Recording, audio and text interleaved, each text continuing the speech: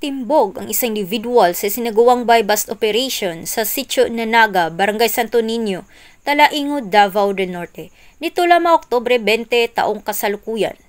Kinilala ni Police Major Joel Cesar V. Cabe, Acting Chief of Police ng Talaingod Municipal Police Station, ang suspect na si alias Philip, 33 anyos, at residente ng Road 1 Santo Tomas, Davao del Norte.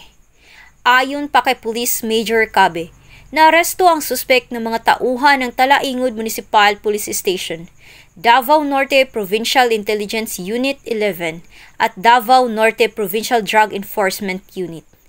Dagdag pa ni Police Major Cabe, na-recover mula sa suspect ang 3 pakete ng hininalang shabu na may standard drug price na 4,860 pesos, blue na cellular phone, motorsiklo at buy-bust money na ginamit sa operasyon. Kasalukuyang nasa kustodiya na ng Talaingod Municipal Police Station upang dumaan sa tamang disposisyon at maharap sa kasong paglabag sa Republic Act 9165 o Comprehensive Dangerous Drugs Act of 2002. Samantala, ang laban kontra kriminalidad ay patuloy na pinapaigting ng Police Regional Office 11 sa pamumuno ni Regional Director, Police Brigadier General Leon Victor Zamora Rosete, alinsunod sa kampanya ng Bagong Pilipinas na panatilihin ang kapayapaan at kaayusan tungo sa pagsulong ng bansa.